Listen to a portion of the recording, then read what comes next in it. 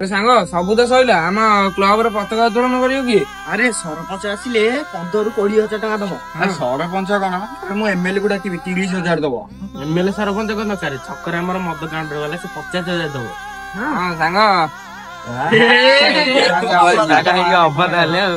पिले पताका उत्तोलन विषय कथा अच्छा मु को कहउथिली हम गाँव जे मुरबी लोक किमा स्वाधीनता संग्रामी कि जदि थेबे ताको हाथ रे पताका उत्तोलन करन केमति होंदा। ओ सारे स्कूल आइला कि आपण 60,000 दउनांदी पताका उत्तोलन करदा।